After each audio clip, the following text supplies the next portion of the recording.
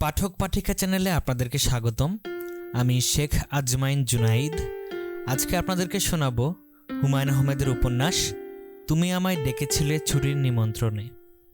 আজ দ্বিতীয় পর্ব। সুরজ মিয়া মই নিয়ে এসেছেন। ডাকবাংলোর পেছনে মই লাগানো হয়েছে। সুরজ মিয়া নিজেই মই বেয়ে তরতর করে উঠলেন। নিশ্চিত হলেন যে মই ঠিক আছে। মই ভেঙে পড়ে গেলে তার ওপর দোষ পড়বে। শ্রাবণী বলল, থ্যাঙ্কস চেয়ারম্যান চাচা। সুরজ মিয়া শুকনো মুখে বললেন, স্যার রাগই করেন কি না? বাবা রাগ করবে না, আপনি শুধু শুধু ভয় পাচ্ছেন। আর কিছু লাগবে আম্মা? লাগলে বলবেন, লজ্জা করবেন না। আপনাকে যা আনতে বলা হবে আপনি তা আনবেন? এত ক্ষমতা কি আমার আছে আম্মা? তবে চেষ্টা করব, এইটা সত্য। আসুন চেয়ারম্যান চাচা, আমার সঙ্গে চা খান। জি না আম্মা, আমি এখন যাই। স্যার ঘুম থেকে উঠলে একবার আসব, খোঁজ নিয়ে যাব। আপনার কিছু লাগবে কি না তা তো আম্মা বলেন নাই। আমি হলাম আপনার বুড়ো ছেলে, ছেলেকে বলতে দোষ নাই। আমার কিচ্ছু লাগবে না। ও আচ্ছা, একটা জিনিস লাগতেও পারে, এখনো বুঝতে পারছি না, আপনাকে পরে বলবো। সুরজ মিয়া চিন্তিত বোধ করছেন। মিনিস্টার সাহেবের ছোট মেয়েটা অন্য 10টা মেয়ের মতো না, একটু আলাদা। মাথা খারাপও হতে পারে। বড় লোকের মেয়েগুলির মাথা একটু খারাপ এমনিতেই থাকে। আর এ হলো ছোট মেয়ে, আদর পেয়েছে বেশি। এই মেয়েটা সম্পর্কে গতকাল রাতে একটা খবর পেয়ে তিনি খুবই চিন্তিত বোধ করেছেন। মিনিস্টার সাহেবকে জানাবেন কিনা বুঝতে পারছেন না, জানানো উচিত কিনা তাও বুঝতে পারছেন না। ওসি সাহেবের সঙ্গে পরামর্শ করতে গিয়েছিলেন। ওসি সাহেবও কোনো পরামর্শ দিতে পারলেন না, শুধু বললেন, চিন্তার বিষয় হয়ে গেল, লক্ষ্য রাখতে হবে। ব্যাপার তেমন কিছু না। পুলিশের সেন্ট্রি খবরটা দিয়েছে, সে মিথ্যা বলেনি। মিনিস্টারের মেয়েকে নিয়ে মিথ্যা বলার সাহস তার হবে না। সে দেখেছে মিনিস্টার সাহেবের ছোট মেয়ে রাত 3টার দিকে একটা চাদর গায়ে দিয়ে একা একা বাড়ি থেকে বের হয়ে নদীর তীর পর্যন্ত গেল। খানিকক্ষণ হাঁটল, তারপর ফিরে এলো। পুলিশের সেন্ট্রি কাছে যায়নি, দূরে দূরে থেকেছে, তবে লক্ষ্য রেখেছে।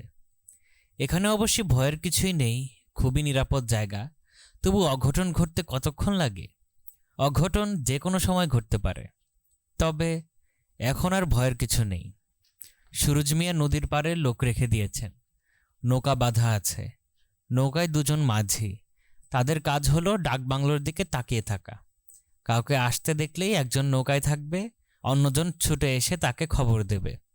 তখন না হয় মিনিস্টার সাহেবকে খবর দেওয়া যাবে। ব্যাপারটা হয়তো কিছুই না, আবার হয়তো অনেক কিছু। মইয়ের ব্যাপারটা ধরা যাক, এমন কিছু না। মই দিয়ে ছাদে ওঠার শখ বড় মানুষের ছেলেপুলেদের হবেই, কিন্তু মই দিয়ে ছাদে উঠে এই মেয়ে যদি নিচে ঝাঁপ দেয়, তখন অবস্থাটা কি হবে? যে মেয়ে নিশিরাতে নদীর পাড়ে যেতে পারে, সে অনেক কিছুই করতে পারে। মেয়েটার মধ্যে পাগলামি আছে, ভালো রকম পাগলামি আছে। সুরজ মিয়ার ধারণা মেয়েটার বড় বোনের মধ্যেও আছে। সেই মেয়েও একা একা ঘুরে বেড়ায়।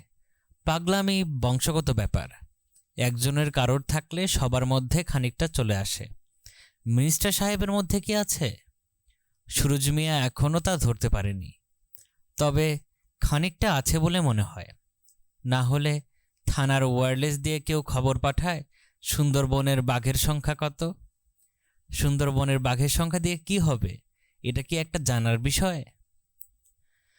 শ্রাবণী সুরজ মিয়ার সঙ্গে বাগানে হাঁটছে।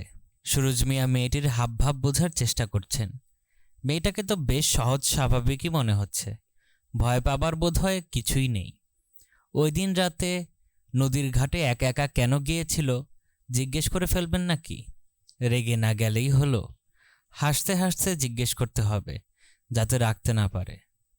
আম্মা, একটা কথা বলবো? বলতে ইচ্ছে করলে অবশ্যই বলবেন। সুরজ মিয়া ইতস্তত করতে লাগলেন। বোধহয় বলাটা ঠিক হবে না। শ্রাবণী বলল, এমন কোনো কথা যা বলতে আপনার অস্বস্তি লাগছে? সুরজ মিয়া মাথা চুলকাতে চুলকাতে বললেন, ভুলও হইতে পারে, মানুষ মাত্রই ভুল হয়। বলে ফেলুন তো শুনি, এত পেঁচানোর কোনো দরকার নেই। মানে ব্যাপার হয়েছে কি, পুলিশের সেন্ট্রি আমারে বলল আপনারে নাকি দেখছে রাত ৩টার দিকে একা একা নদীর পাড়ে গেছেন। শ্রাবণী সহজ গলায় বলল, ঠিকই দেখেছে। আপনি এটা বলতে এত অস্বস্তি বোধ করছেন কেন? না মানে গভীর রাতে। গভীর রাত হয়েছে তো কি হয়েছে? ভরা পূর্ণিমা, ডাকবাংলোর সঙ্গে নদী, ডাকবাংলোয় পুলিশ পাহারা, কাছেই একদল আনসার, ডাকলেই ছুটে আসবে। আমি ভয় পাবো কেন? না, ভয়ের কিছু নাই।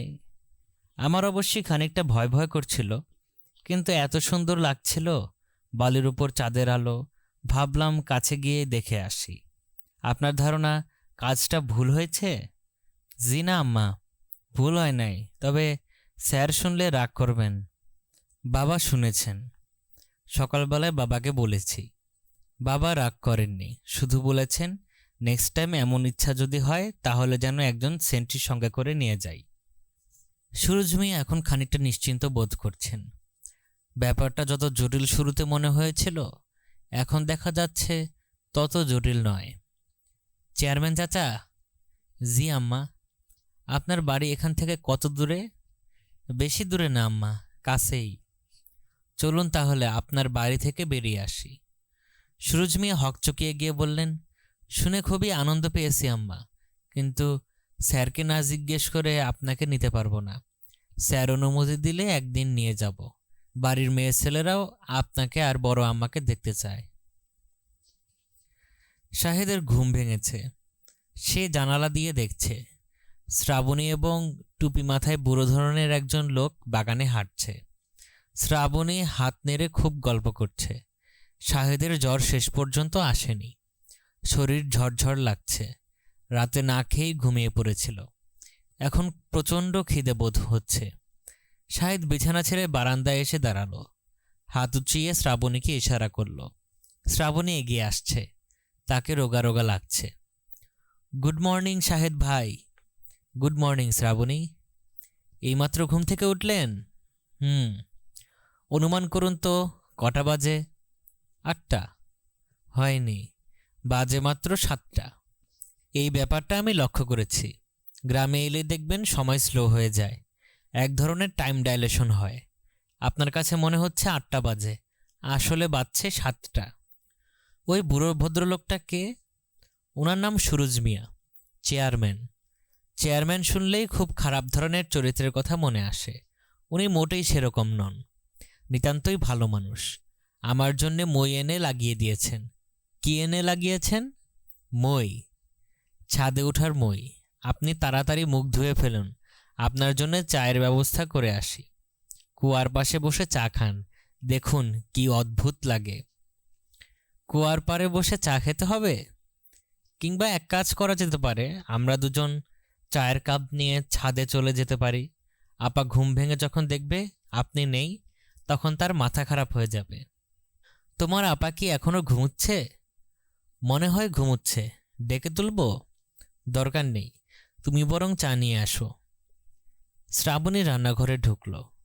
রান্নাঘরে পিঠা বানানোর চেষ্টা হচ্ছে। জাহানারা ভাপা পিঠা বানাচ্ছেন। ঠিকমতো হচ্ছে না, ভেঙে যাচ্ছে। নবনীর ঘুম ভেঙেছে। সে মুখ ধুয়ে মার পাশে বসে আছে। মাকে সাহায্য করাই তার ইচ্ছা। কোনো উপায় নেই। জাহানারা তাকে কোনো কিছুতেই হাত দিতে দিচ্ছেন না। শ্রাবণী বলল, আপা, শাহেদ ভাই কুয়ার পাড়ে দাঁড়িয়ে আছেন, তোমাকে চা নিয়ে যেতে বলেছেন। নবনী লজ্জা পেয়ে গেল। জাহানারা মেয়ের এই লজ্জা উপভোগ করলেন। হাসি চাপতে চাপতে বললেন, চাটা তুই নিজেই বানিয়ে নিয়ে যা। পিঠার হাঁড়ি নামিয়ে কেতলি বসিয়ে দে। নবনী বলল, সব তুমি করবে, চাটাই বা শুধু শুধু আমি করব কেন? চা তুমি বানাবে। কুয়ার পাড়টা এত সুন্দর রাতে বোঝা যায়নি। কুয়ার চারপাশে চিকন চিকন পাতার অচেনা কিছু গাছ পুরা জায়গাটার উপর ছায়া ফেলে আছে।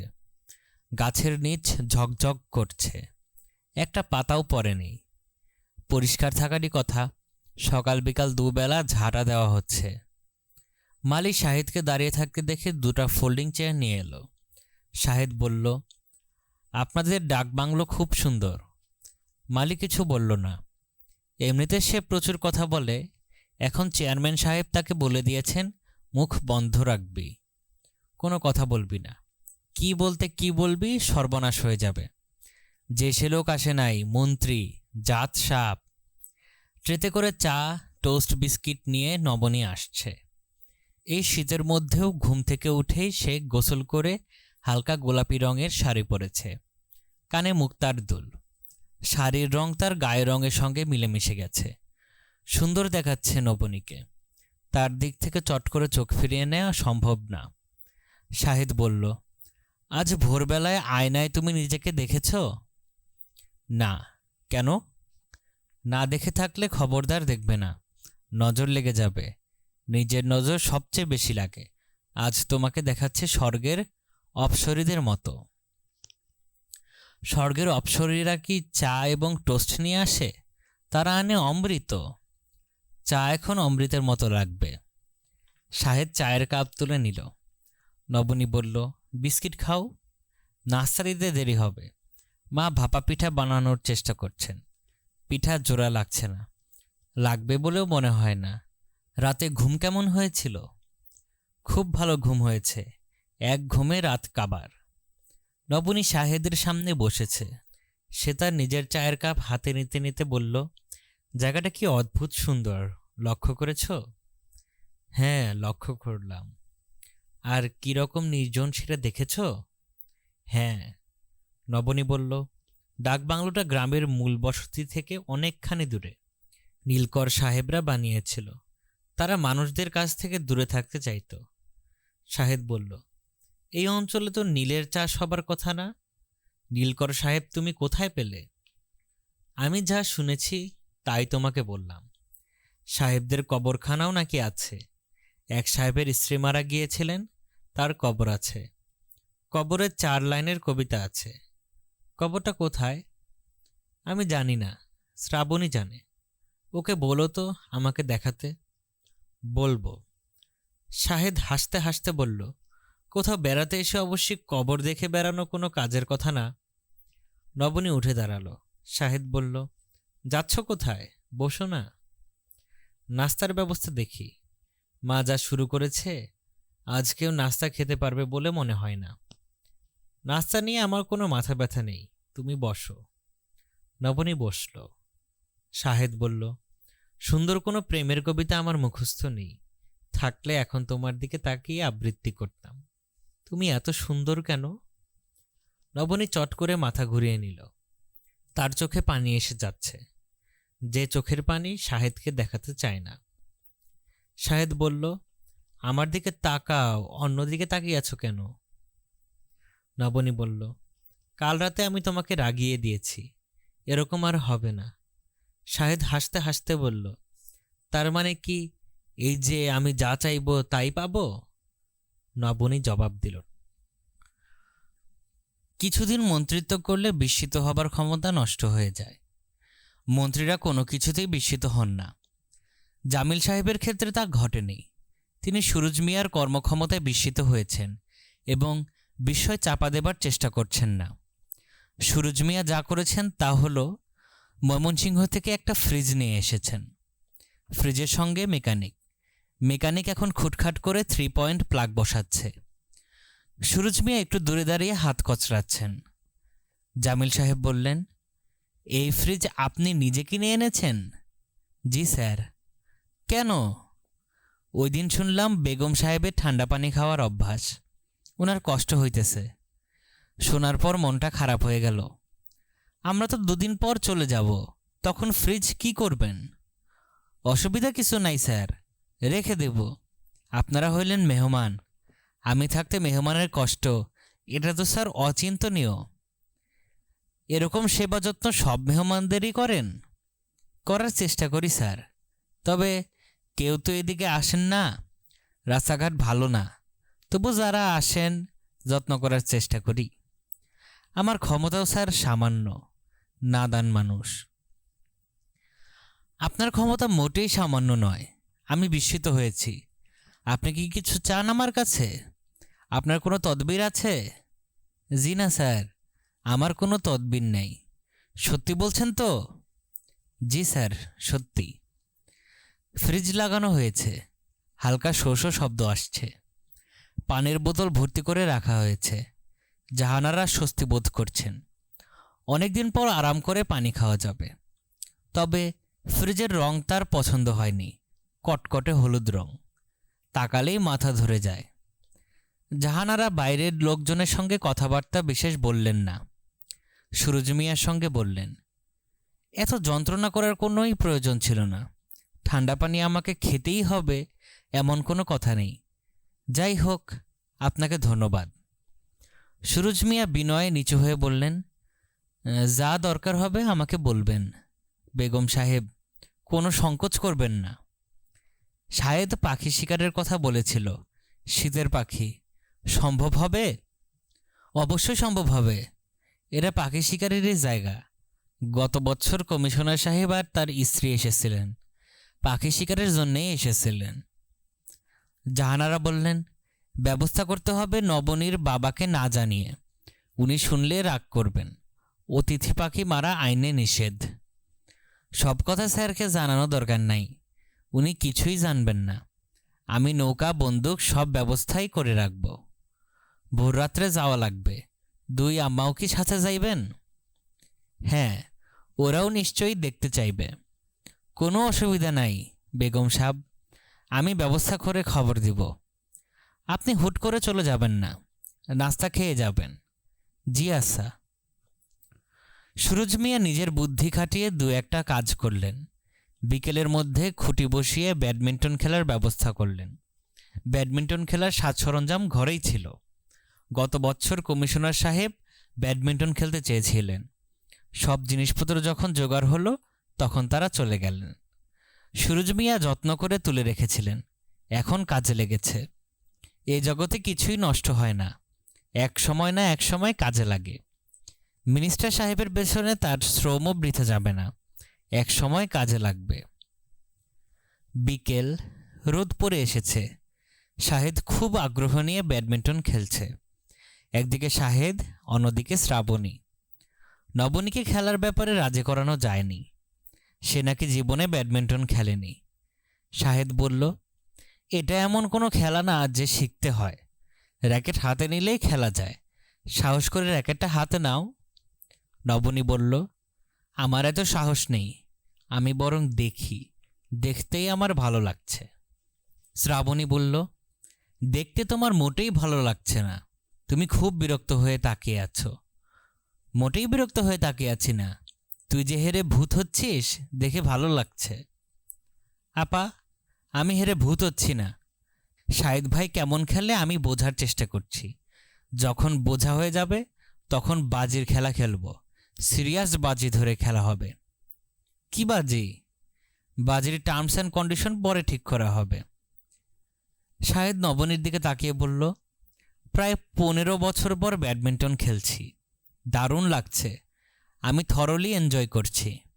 নবনী বলল, তাহলে এনজয় করতে থাকো, আমি একটু ঘুরে আসি, খেলা শেষ হলে একসঙ্গে চা খাবো। ঠিক আছে, চা নাস্তা খেয়ে ইংরেজ সাহেবের স্ত্রীর কবর দেখে আসব। কোথায় যেন কবরটা? শ্রাবণী বলল, জঙ্গলের ভেতর। ডাকবাংলো থেকে একা বেরোতে নবনীর ইচ্ছা করছিল না। সে রান্নাঘরে ঢুকে মাকে ধরল, আদুরে গলায় বলল, মা চলো তো আমার সঙ্গে, ঘুরে আসব। সারাক্ষণ রান্নাঘরে বসে থাকার জন্যে তুমি নিশ্চয়ই বেড়াতে আসোনি, চলো আমার সঙ্গে। কোথায়? পৃথিবীর সবচেয়ে বড় বটগাছ তোমাকে দেখিয়ে আনব। দিনের বেলা মনে করিস না কেন? এখন যাব কিভাবে? কাচ্চি বিরিয়ানি বসিয়েছি, এখন তো নড়াই যাবে না। নবনী একা একাই বের হলো। গেটের বাইরে সেন্ট্রি পুলিশ দুজন একসঙ্গে স্যালুট দিল। নবনীর জানতে ইচ্ছে করলো স্যালুট দেওয়ার সময় এরা কি ভাবে। কিছু নিশ্চয়ই ভাবে, তাদের ভালো লাগে না নিশ্চয়ই। আচ্ছা, এরা কি শ্রাবণীকেও স্যালুট দেয়? শ্রাবণীকে জিজ্ঞেস করতে হবে। আম্মা কোথায় যান? নবনী থমকে দাঁড়ালো। সুরুজ মিয়া ছুটতে ছুটতে আসছেন। সুরুজ মিয়ার মুখ ভর্তি পান। নবনীর কাছে এসে রাস্তার ওপর পানের পিক ফেললেন, টকটকে লাল পিক। নবনীর মনে হলো মানুষটা রক্তবমি করছে। কোথায় যান আম্মা? কোথাও না, হাঁটতে বের হয়েছি, দৃশ্য দেখছি। দেখার কিছু নাই, গণ্ডগ্রাম জায়গা, কিছু গাছপালা। গাছপালায় আমার কাছে খুব সুন্দর লাগছে। রাস্তা খারাপ, বড় ধুলা, হাঁটার চাইতে নদীপথে যাওয়া ভালো। নৌকা একটা তৈরি রেখেছি ঘাটে, দুজন মাঝি আছে, যখন বলবেন নিয়ে যাবে। Thank you. থানার একটা স্পিডবোট ছিল, তার আবার ডিজেল নাই, মেশিনও কি জানি গন্ডগোল। আমি ওসি সাহেবরে বললাম মেশিন সারাই করতে, ডিজেল আনতে, প্রয়োজনে কাজে না লাগলে স্পিডবোটের ফায়দা কি? আমাদের কোনো প্রয়োজন নেই, বেড়াতে ইচ্ছা হলে নৌকা তো আছেই। নৌকা আমার 24 ঘন্টা আছে, তোষক দিয়ে বিছানা করা, যখন ইচ্ছা মাঝিকে বলবেন, আমাকেও বলতে পারেন, আমি হলাম আম্মা আপনার বুড়ো ছেলে। সুরজ মিয়া সঙ্গে সঙ্গে আসছেন। নবনীর ভালো লাগছে না, সে একা একা হাঁটতে যাচ্ছিল। লোকটার মুখের ওপর বলতেও পারছে না, আপনি চলে যান। সুরজ মিয়ার বোধহয় যাবার ইচ্ছাও নেই, হেলতে দুলতে আসছে, মনে হয় নবনীর সঙ্গে গল্প করে আরাম পাচ্ছে। নবনী লোকটাকে কি ডাকবে ভেবে পাচ্ছে না। শ্রাবণী কত সহজভাবে চাচা ডাকে, শ্রাবণীর মতো সহজভাবে চাচা ডাকতে পারলে মন্দ হতো না। চেয়ারম্যান সাহেব। জি আম্মা। ইংরেজ সাহেবের স্ত্রীর যে একটা কবর আছে, সেটা কোথায়? কার কবর বললেন? ইংরেজ সাহেবের স্ত্রীর কবর।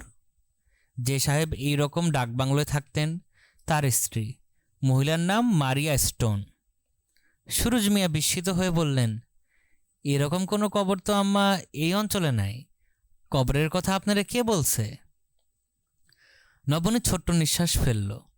বোঝাই যাচ্ছে কবরের ব্যাপারটা শ্রাবণীর বানানো, কোনো বইয়ে পড়েছে বোধ হয়। সুরজ মিয়া বললেন, কবরের বিষয়টা কে বলেছে? মনে পড়ছে না, কে যেন বলেছে। আচ্ছা, আমি খোঁজ নিয়ে দেখব। আপনার খোঁজ নিতে হবে না, অন্য কোনো ডাকবাংলো সম্পর্কে শুনেছিলাম, এটার সঙ্গে গুলিয়ে ফেলেছি। নবনী সড়ক ছেড়ে পায়ে চলা পথ ধরল। সুরজ মিয়া বিস্মিত হয়ে বললেন, এইদিকে কই যান? একটা বট গাছ আছে, বট গাছটা দেখতে এসেছি। বট গাছ দেখার কি আছে আম্মা? ঢাকা শহরে তো আর বট গাছ দেখার তেমন সুযোগ নেই, সুযোগ পাওয়া গেছে যখন, দেখে যাই। বটগাছের সামনে এসে নবনী থমকে দাঁড়ালো। আজও প্রথম দিনের মতো বলতে ইচ্ছা করল, হ্যালো মিস্টার বটগাছ, কেমন আছেন? বলা হলো না। সঙ্গে সুরজ মিয়া আছেন, তার সামনে চুপ করে থাকাই ভালো। এই বটগাছটার বয়স কত হবে? বলা মুশকিল আম্মা, তবে খুব পুরনো গাছ। গাছের গুড়ি বাঁধানো, কারা বাঁধিয়েছে জানেন? জি না আম্মা, জানি না, আমরা ছোটবেলা থেকে দেখতেছি এরকম। নবনী বলল, আসুন ওইখানে গিয়ে বসি। না যাওয়াই ভালো আম্মা। না যাওয়াই ভালো কেন? জংলা জায়গা, কেউ আসে না, সাপ খোপ থাকতে পারে। শীতকালে সাপ থাকবে না, আসুন যাই।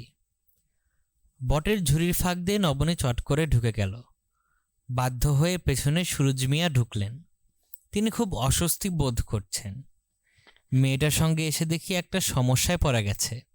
না এসে উপায় ছিল না, একটা মেয়েকে এভাবে একা একা ছেড়ে দেয়া যায় না।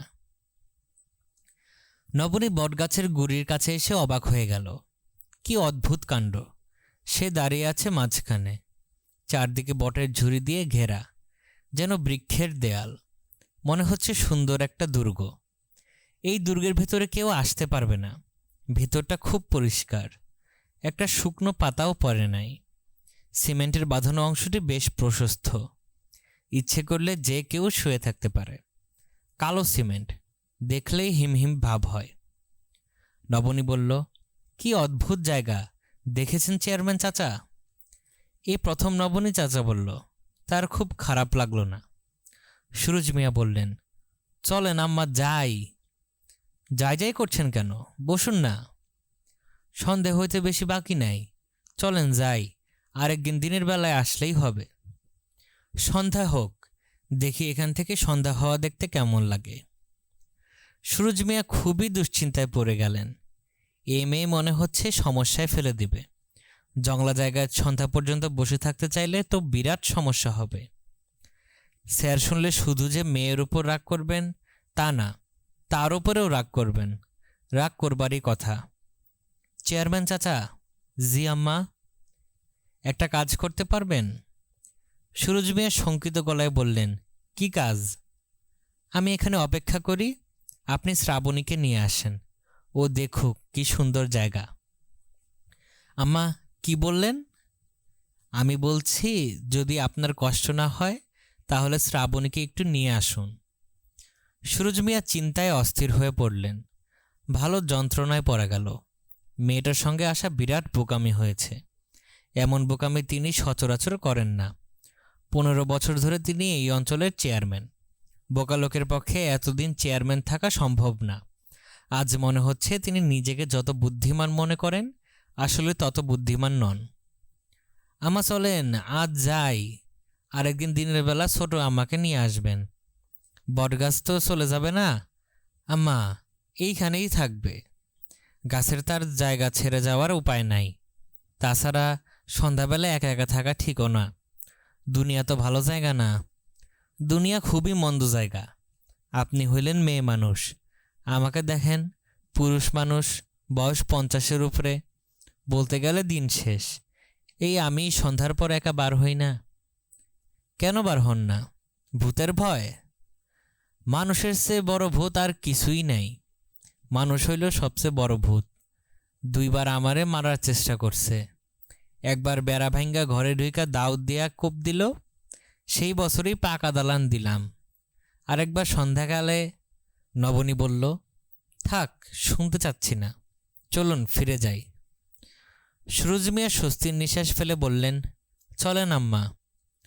সারা পথ নবনী একটি কথাও বলল না।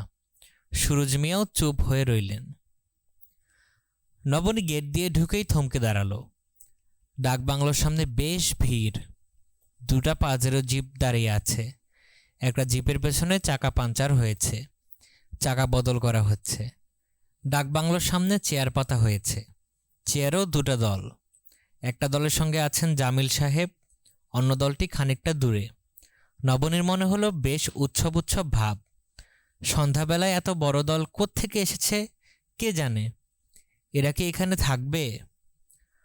নবনী সবাইকে পাশ কাটিয়ে যাওয়াই ঠিক করল। ডাকবাংলোর পেছনের দরজা দিয়ে ঢোকাই ভালো, কেউ দেখবে না। লাভ হলো না, সবাই তাকে দেখল। আগ্রহ এবং কৌতূহল নিয়ে তাকালো। জামিল সাহেব বললেন, ওই দেখুন আমার বড় মেয়ে, ওর নাম নবনী। নবনী ইসলাম আলাইকুম বলবে কি বলবে না কয়েক মুহূর্ত চিন্তা করল। ঠিক করল বলবে না। এত দূর থেকে সালাম আলাইকুম বলা অর্থহীন। চেঁচিয়ে বলতে হবে। এর চেয়ে মাথা নিচু করে হেসে ঘরে ঢুকে পড়াই ভালো। পেছনের দরজা দিয়ে ঢোকার সময় প্রথমেই শ্রাবণীর ঘর পড়ে। ঘরে বাতি জ্বলছে, দরজা খোলা। শ্রাবণী মোড়ায় বসে আছে। টিনের গামলা ভর্তি গরম পানিতে তার বাঁ পা ডোবানো। শ্রাবণীর হাতে বই, তবে গল্পের বই না, পাঠ্য বই, ফিজিক্সের বই। নবনী বলল, তোর কি হয়েছে? পা মুচকে ফেলেছি। শাহেদ ভাইয়ের একটা রং সার্ভিস রিটার্ন করতে গিয়ে পা পিছলে আলুর দম। বেশি ব্যথা পেয়েছিস? সিরিয়াস ব্যথা পেয়েছি। বিকট চিৎকার, মার ধারণা, পা ভেঙে ফেলেছি। সঙ্গে সঙ্গে তার বুক ধরফর শুরু হলো। ইন্টারেস্টিং এক সিচুয়েশন। শাহেদ ভাই এমন মন খারাপ করলেন যেন তিনি নিজেই ব্যাডমিন্টন র্যাকেট দিয়ে বাড়ি মেরে আমার পা ভেঙেছেন। নবনী বলল, তোকে দেখে তো কিছু বোঝা মুশকিল। আসলে পা ভাঙেনি তো? না, ভাঙেনি। ফোলা কমে গেছে। ভাঙলে এত তাড়াতাড়ি ফোলা কমতো না। কয়েক মুহূর্ত চুপ করে থেকে নবনী বলল, আচ্ছা ভালো কথা, ইংরেজ মহিলার কবরটা যেন কোথায়? শ্রাবণী হাই তুলতে তুলতে বলল, কাছেই। নিয়ে যাবি আমাকে? পা ফেলতে পারি না, নিয়ে যাব কিভাবে? মহিলার কবর যে, বুঝলি কি করে? নাম লেখা আছে, মারিয়া স্টোন না কি যেন। নামের শেষে কবিতা আছে। কি কবিতা? The bells will ring, the birds will sing. রিংয়ের সঙ্গে সিংয়ের সহজ মিল। শ্রাবণী বলল, স্বামী বেচারা নিজেই বোধহয় লিখেছে, ভালো মিল পায়নি। কবর নিয়ে এত কথা জিজ্ঞেস করছো কেন? এমনি। নবনী মার খোঁজে গেল।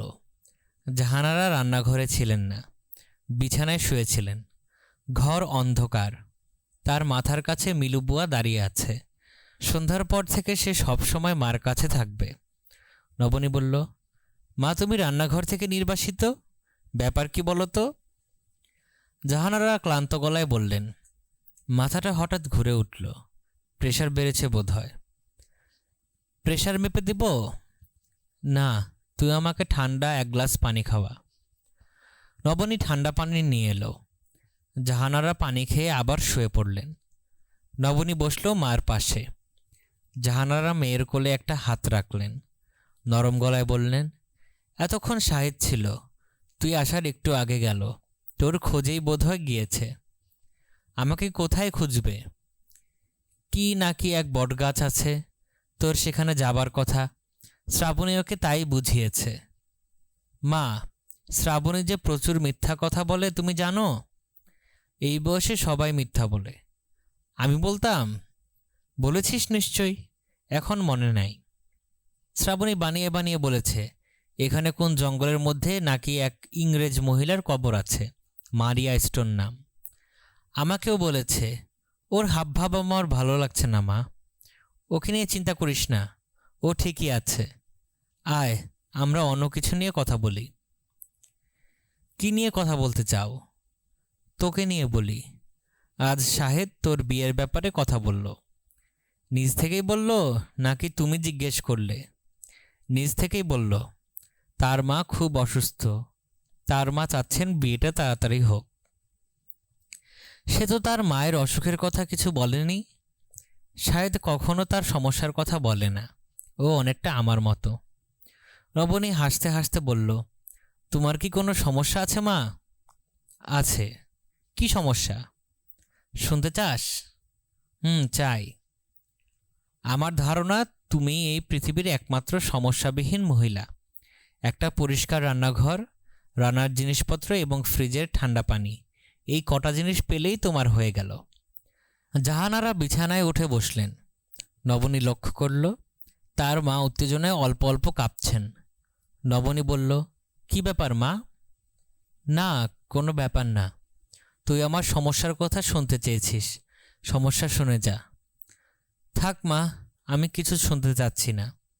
তুমি এরকম করছো, আমার ভালো লাগছে না। মিলুবুয়া, তুমি মাকে এক গ্লাস ঠান্ডা পানি এনে দাও তো। জাহানারা আবার শুয়ে পড়লেন। ক্লান্ত গলায় বললেন, তোর এবং শ্রাবণীর বিয়ে হবার জন্যে আমি অপেক্ষা করছি। বিয়ে হয়ে গেলেই আমার দায়িত্ব শেষ। তখন? তখন কি? জাহানারা বললেন, এখন ঘর থেকে যা, কথা বলতে ভালো লাগছে না।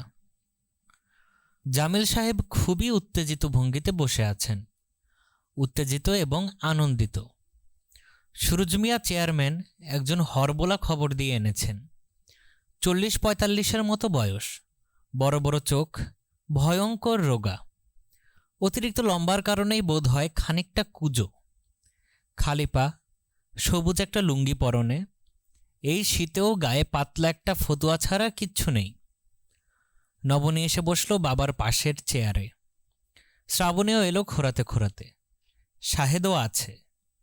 সে একটু দূরে বসেছে, মনে হয় তেমন উৎসাহ বোধ করছে না। দুটি পাজেরো জিপে অতিথি যারা এসেছিলেন তাদের একদল চলে গেছেন, অন্য একটা দল এখনও আছেন, মনে হয় তারা থেকে যাবেন। শ্রাবণী বলল, ব্যাপার কি? সুরুজ মিয়া বললেন, ব্যাপার নিজের কানে শুনে নাম মা। এর নাম মোস্তাক হরবোলা। দুনিয়ার যত ডাক আছে মোস্তাক জানে। বাড়ি নবীনগর, খবর দিয়ে আনছি। মোস্তাক কদম বসি করতে এগিয়ে এলো। নবনী, কি সর্বনাশ বলে লাফিয়ে সরে যেতে গিয়েও সরে যেতে পারল না। মোস্তাক শুধু যে নবনী এবং শ্রাবণীকে সালাম করল তা নয়, উপস্থিত সবাইকে আরেক দফা করল। কেউ তেমন আপত্তি করছে না, সবাই মজা পাচ্ছে। সুরুজ মিয়া বললেন, মোস্তাক, শুরু করো। মোস্তাক দুহাত দিয়ে মুখ ঢাকল। হরবোলার ডাক দেবার সময় মুখ দেখানোর নিয়ম নেই, হাত দিয়ে মুখ ঢেকে রাখতে হয়। মোস্তাক যন্ত্রের মতো গলায় বলল, উপস্থিত হাজরাইন, আমার নাম হরবোলা মোস্তাক, বাড়ি নবীনগর, পিতার নাম ইসহাক আলী, মা আমেনা বেগম। এখন শুনবেন পাখির ডাক। পাখির মধ্যে সেরা পাখি হইল কাওয়া। ভদ্র সমাজ যারে বলে কাক। কা কা কা। মোস্তাক কাক ডাকতে লাগল। নবনী এবং শ্রাবণী স্তম্ভিত। এ তো সত্যিই কাকের ডাক। মানুষের ডাক এ হতেই পারে না। কোনো মানুষের পক্ষে কাকের এমন ডাক অনুকরণ করা সম্ভব নয়। ভদ্র সমাজ, কাকের বন্ধু হইল গিয়া আপনার কোকিল পক্ষী। দেখতে কাকের মতো, চেহারা আসল না। ভদ্র সমাজ, আসল হইল গুণ। এইবার শুনেন কোকিল পক্ষীর ডাক। মোস্তাক কোকিলের ডাক ডাকতে শুরু করল। শ্রাবণী মুগ্ধ গলায় বলল, আশ্চর্য, খুবই আশ্চর্য হবার মতো ব্যাপার। ভদ্র সমাজ, উপস্থিত হাজরাইন, কোকিল পক্ষীর ডাক এক মতন না, এক এক সময়ে এক এক মতো। শীতকালে এক ডাক ডাকে, গরমকালে পৃথক এক ডাক ডাকে। হরবোলা মোস্তাক বিভিন্ন ঋতুতে কোকিলের ডাক ডাকল। শ্রাবণী আবার বলল, আশ্চর্য, খুবই আশ্চর্য হবার মতো ব্যাপার। পাখির পর হলো পশুর ডাক, গরু, ছাগল, শেয়াল। তারপর হলো পতঙ্গের ডাক, ঝিঝি পোকা, মৌমাছি, মশা, বোলতা। জামিল সাহেব বললেন, তুমি বাঘের ডাক পারো না?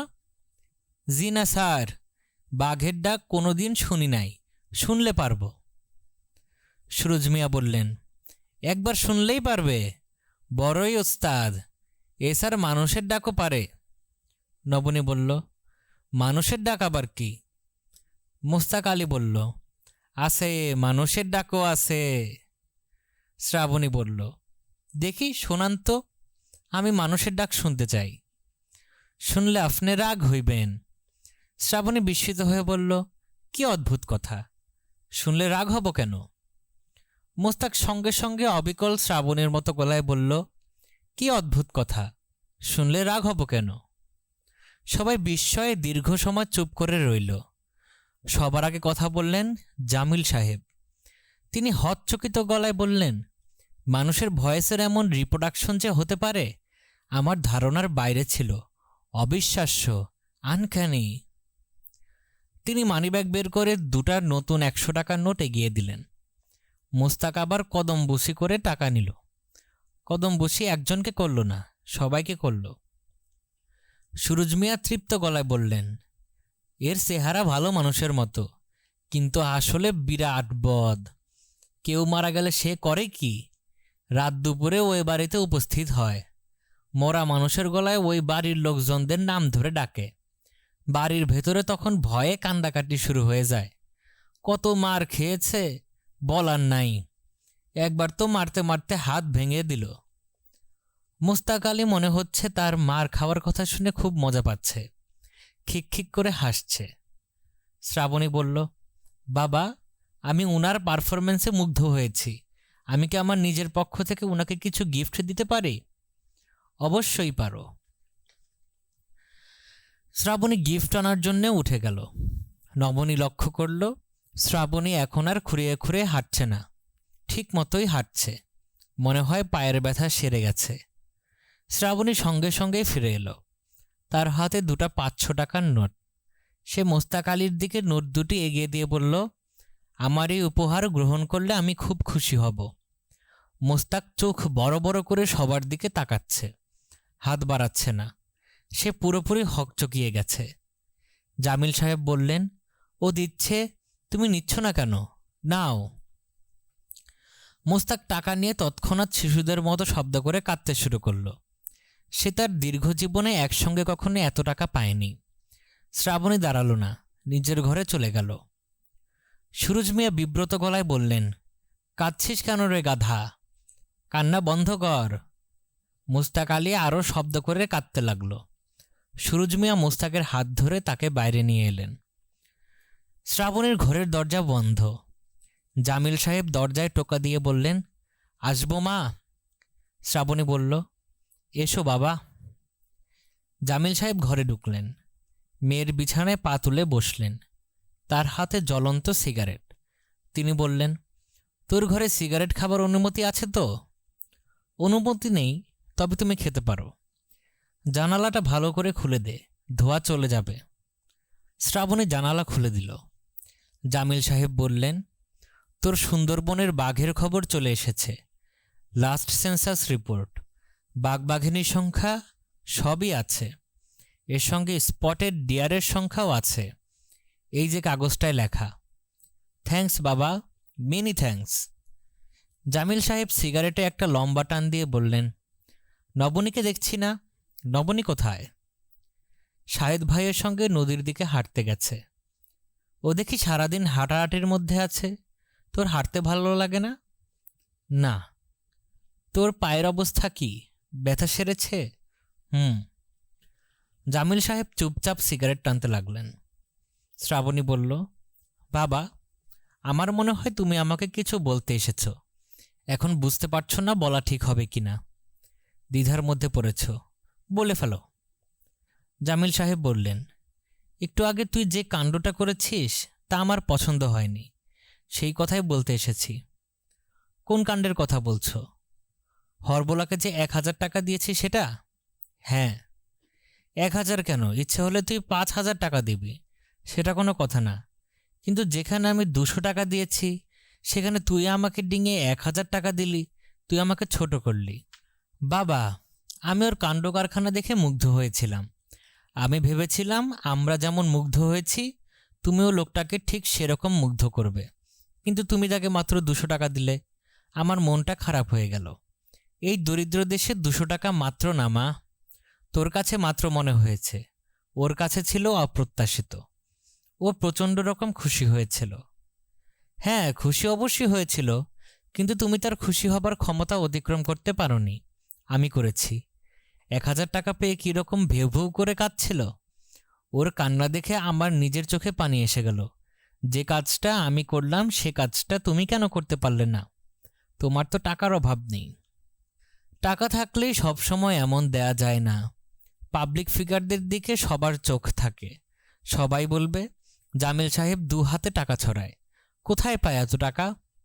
কে কি ভাববে না ভাববে তাই মেনে আমাদের চলতে হবে? তোমাকে না চললেও চলবে, কিন্তু আমাকে চলতে হবে।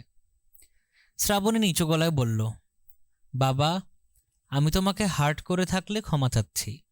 আমি কাউকেই হার্ট করতে চাই না, কিন্তু আমার ভাগ্য এত খারাপ যে সবাইকেই হার্ট করি। জামিল সাহেব উঠতে উঠতে বললেন, আচ্ছা ঠিক আছে, এটা এমন কিছু না, let us forget it. Srabani কাঁদছে। বাবা কঠিন কিছু বললেই তার চোখে পানি আসে। একটু আগে চাঁদ উঠেছে, আলো এখনো স্পষ্ট হয়নি। স্বপ্ন স্বপ্ন আলো। নবনী এবং শাহিদ হাঁটছে। নবনী তার অভ্যাস মতো মাটির দিকে তাকিয়ে হাঁটছে। পায়ের নিচে চকচকে সাদা বালি। নবনীর মনে হচ্ছে চিনির দানার উপর দিয়ে হাঁটছে। খানিকটা বালি এনে জিভে ছোঁয়ালে মিষ্টি লাগবে। নবনী নিচু হয়ে কিছু বালি হাতে নিল। শাহেদ বলল, কি করছো? কিছু করছি না, বালি নিয়ে খেলছি। তুমি হাতে নিয়ে দেখো কি ঝকঝকে বালি। হাত পাতো, তোমার হাতে কিছু বালি দিয়ে দিই। শাহেদ বলল, শ্রাবণের মধ্যে তো আছেই, তোমার মধ্যেও অনেক ছেলে মানুষই আছে। নবনী বলল, আমাদের সবার মধ্যেই আছে, তোমারও আছে। থাকলেও চাপা পড়ে আছে, পাথর চাপা। পাথরটা সরিয়ে ফেলো, তারপর আমার সঙ্গে কিছু ছেলে মানুষই করো। শাহেদ হাসতে হাসতে বলল, কি করতে বলছো? তোমার যা করতে ইচ্ছা হয় করো। জুতা খুলে ফেলে চলো আমরা ওই চরে চলে যাই। মাঝখানে পানি খুব অল্প, হাঁটু পানিও না। চলো যাই। তারা চরে উঠে গেল। চরের বালি আরও পরিষ্কার, ঝকঝক করছে। নবনী বলল, তোমার কাছে কি মনে হচ্ছে না সাদা চাদর বিছানো? আমার কাছে বালি বিছানো বলেই মনে হচ্ছে। ছেলেরা বাই নেচার প্র্যাকটিক্যাল ধরনের হয়। কল্পনাবিলাস ছেলেদের এমনিতে কম, আমার আরও কম। আমি হলাম ব্যবসায়ী মানুষ। ব্যবসায়ী মানুষের কল্পনা শক্তি থাকে না, খুব কম থাকে। তুমি একজন কবি সাহিত্যিকের নাম বলতে পারবে না যে ব্যবসায়ী। চরের বালি দেখে আমার জানতে ইচ্ছে হচ্ছে বাণিজ্যিকভাবে এই বালি নিয়ে বিক্রি করা যায় কিনা। কেন বাজে রসিকতা করছো? এসো বসি। তারা পাশাপাশি বসল। নবনী হালকা গলায় বলল, তুমি হঠাৎ চলে আসায় আমি যে কি পরিমাণ খুশি হয়েছি তা কোনোদিন তোমাকে বুঝিয়ে বলতে পারবো না। আমার ছুটিটাই অন্যরকম হয়ে গেছে। তোমার ভাবভঙ্গি দেখে আমি অবশ্যই কিছু বুঝতে পারিনি। শ্রাবণী বরং অনেক হইচই করেছে। আমি শ্রাবণীর মতো না, আনন্দিত হলেও চুপ করে থাকি, কষ্ট পেলেও চুপ করে থাকি। গাছের মতো? হ্যাঁ, গাছের মতো। নিজের আনন্দ বা দুঃখের কোনো কথাই কাউকে জানাতে ইচ্ছা করে না। শাহেদ সিগারেটের প্যাকেট বের করতে করতে বলল, একজন কেউ বোধহয় থাকা দরকার যাকে সব কথা বলা যায়।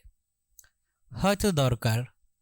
আমি ঠিক করেছি কি জানো, আমি সারা জীবন শুধু একজন মানুষ রাখব যাকে সব কিছু বলবো, কখনো দ্বিতীয় কেউ থাকবে না। সেই ভাগ্যবান একজনটি কি আমি? নবনী ছোট করে নিঃশ্বাস ফেলে বলল, হ্যাঁ, এখনো ঠিক জানি না। এখনো জানো না মানে? সত্যি জানি না। যে ছেলেটিকে তুমি দুদিন পর বিয়ে করতে যাচ্ছ তাকে তুমি সব কথা বলতে পারবে না? হয়তো পারবো, কিন্তু আমি এখনও জানি না। স্বামী হলেই তাকে সব কথা বলা যায় তা তো না। বেশিরভাগ স্বামী স্ত্রীর মধ্যে কিন্তু অনেক দূরত্ব থাকে। আমার বাবা মাকে দিয়েই দেখি, তারা দীর্ঘদিন পাশাপাশি বাস করছেন, রাতের পর রাত একই খাটে ঘুমুচ্ছেন। বাবার অসুখ হলে মা রাত জেগে সেবা করছেন, কিন্তু কি ভয়ঙ্কর দূরত্ব তাদের মধ্যে। আমার ধারণা মা সারা জীবন এমন কাউকে পাননি যাকে সব কথা বলতে পারেন। আবার বাবাও হয়তো কাউকে পাননি যাকে সব বলতে পারেন। তাদের হয়তো দরকার নেই। হ্যাঁ, তাও হতে পারে, তাদের হয়তো প্রয়োজন নেই, কিন্তু আমার আছে।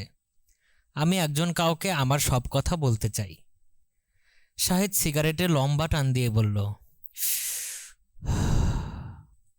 আমাকে বিবেচনার মধ্যে রাখতে পারো। তোমার সব গোপন কথা শুনতে হলে কি সব গুণাগুণ থাকতে হবে তাও অবশ্যই জানি না। তুমি আমার কথাগুলি খুব হালকাভাবে নিচ্ছ। হালকাভাবে নিচ্ছি না নবনী, আমি খুব সিরিয়াসলি নিচ্ছি। তোমাকে আমি ঠিক বুঝতে পারি না। বুঝতে না পারার মতো কি করলাম? অনেক কিছুই তুমি করো। তুমি আমাকে কনফিউজ করতে চাও। একটা উদাহরণ দাও। থাক, উদাহরণ দিতে চাচ্ছি না। নবনী বলল, তোমার কিছু মনে পড়ছে না বলে উদাহরণ দিতে পারছো না, মনে পড়লে নিশ্চয়ই দিতে। শাহেদ বলল, মনে পড়লেও দিতাম না। উদাহরণ দেয়া মানে ঝগড়া করা। এখানে আমি ঝগড়া করতে চাই না, আমি অন্য কিছু চাই। নবনী ক্ষীণ গলায় বলল, কি চাও? তোমার মনে আছে নিশ্চয়ই, তুমি বলেছিলে আমি যা চাবো তাই পাবো। নবনী বলল, চলো ওঠা যাক, আমাদের নিতে আসছে। কে নিতে আসছে? রহমত ভাই আসছে, ওই দেখো। নবনী উঠে দাঁড়ালো।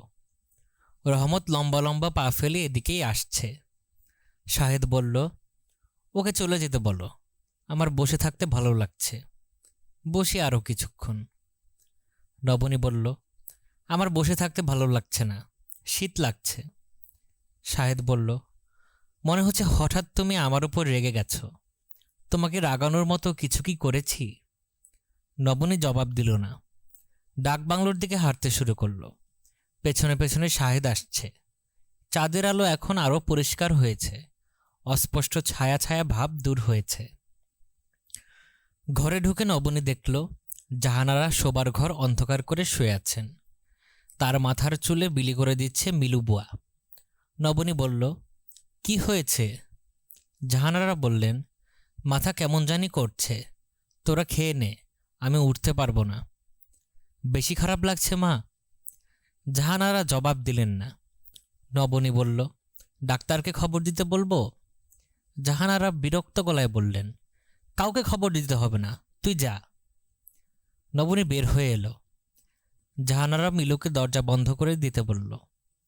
দরজা ভেতর থেকে বন্ধ হয়ে গেল। রাতে শ্রাবণীও কিছু খেল না, তার নাকি গলা ব্যথা করছে।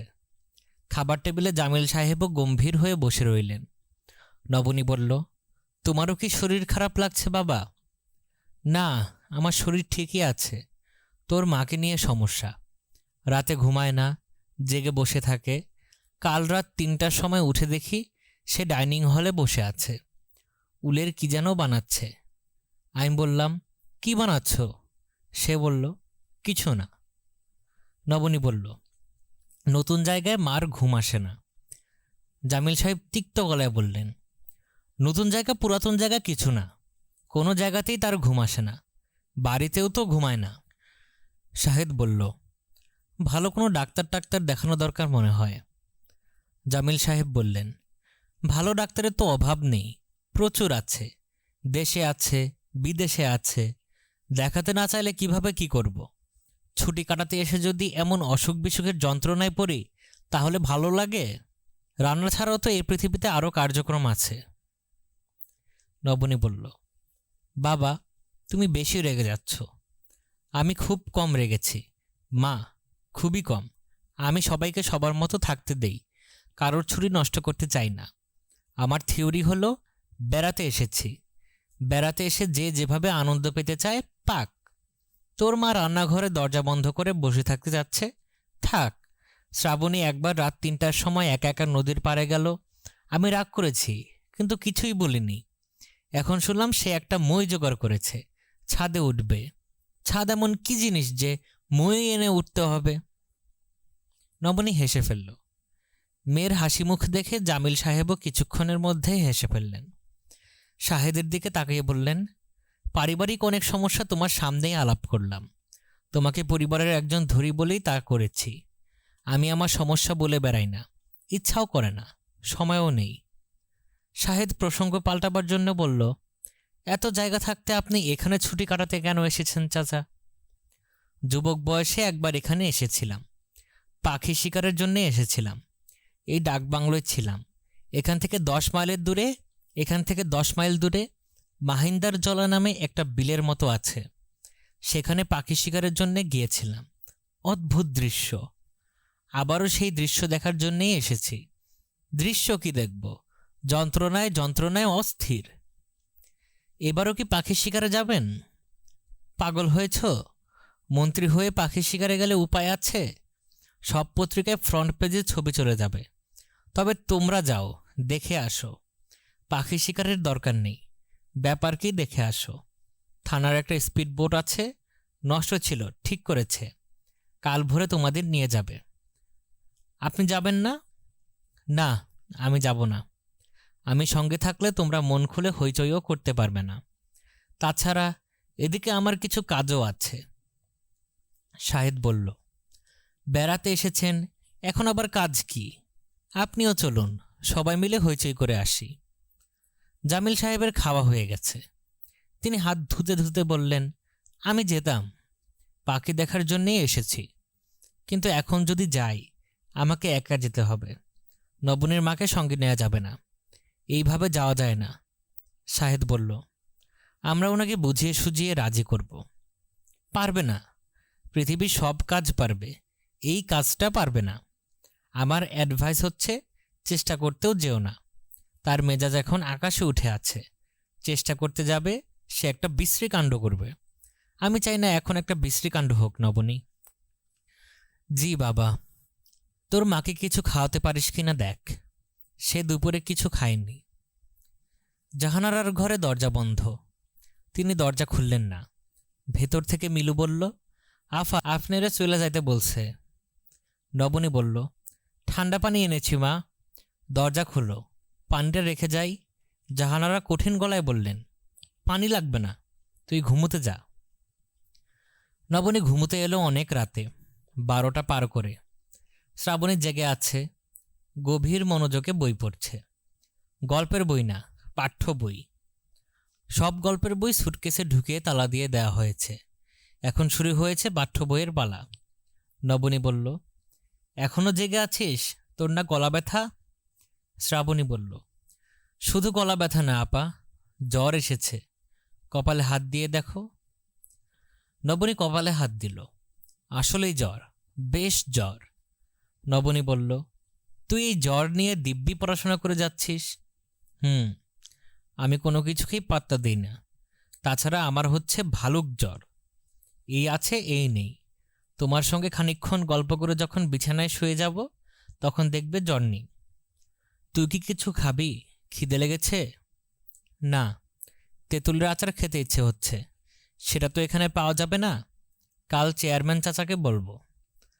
নবনী খাটে বসতে বসতে বলল, তুই খুব সুখে আছিস। শ্রাবণী বলল, হ্যাঁ সুখে আছি, আমাকে কেউ অসুখী করতে পারবে না। আমাকে অসুখী করা খুবই কঠিন। তুমি আমার মতো না, তোমাকে 1 সেকেন্ডে অসুখী করা যায়। চুপ কর তো, আয় ঘুমোতে আয়। শ্রাবণী বাতি নিভিয়ে ঘুমোতে গেল। বোনকে জড়িয়ে ধরে বলল, আজ আমরা খানিকক্ষণ গল্প করব, কেমন আপা? আচ্ছা, গল্প কর, আমি শুনি। শাহিদ ভাই, আশায় ভালোই হয়েছে, তোমার সঙ্গে আমি খানিকক্ষণ গল্প করার সুযোগ পাচ্ছি। এমনিতে বুঝি আমার সঙ্গে গল্প করার সুযোগ পাস না? পাই না। রাতে পাশাপাশি শুয়ে গল্প করার অন্যরকম আনন্দ। আচ্ছা আপা, আজ নাকি তুমি ওই মাস্টার সাহেবের খোঁজে গিয়েছিলে? কে বলল? আমি অনুমান করছি।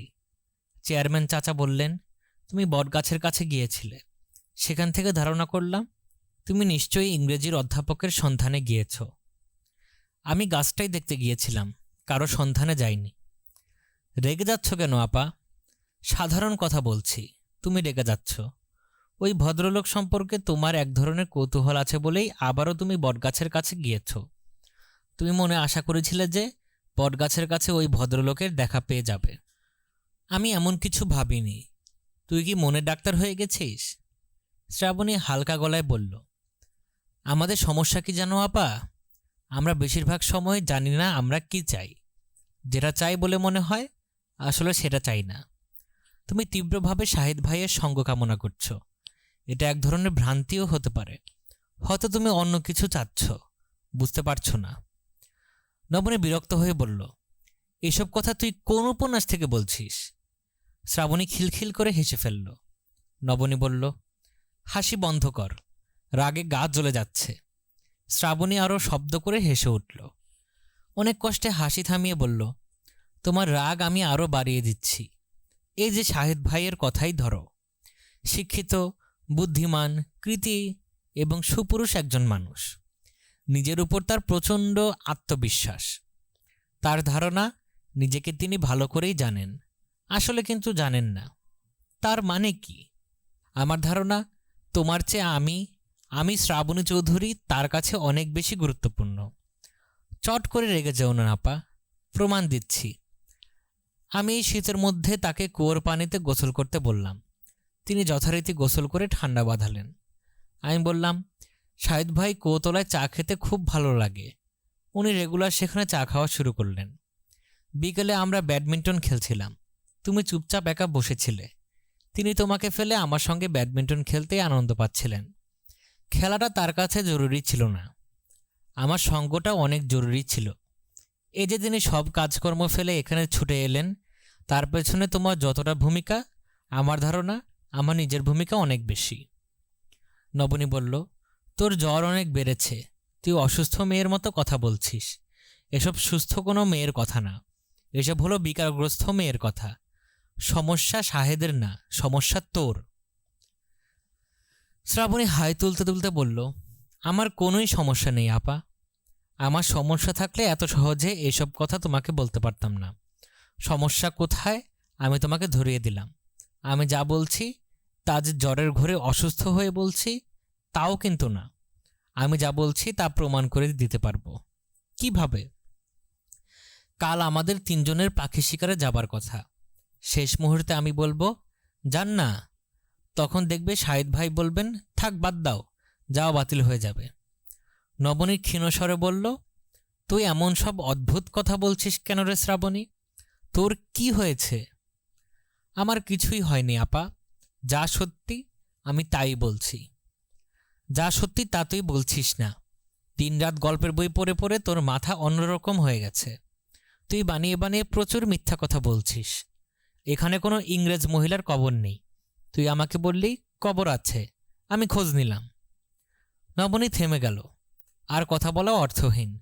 শ্রাবণী ঘুমিয়ে পড়েছে। আপনারা শুনছিলেন হুমায়ুন আহমেদের উপন্যাস তুমি আমায় ডেকেছিলে ছুটির নিমন্ত্রণে। পরবর্তী পর্ব দেখার জন্য আমন্ত্রণ জানিয়ে আজ শেষ করছি। ধন্যবাদ।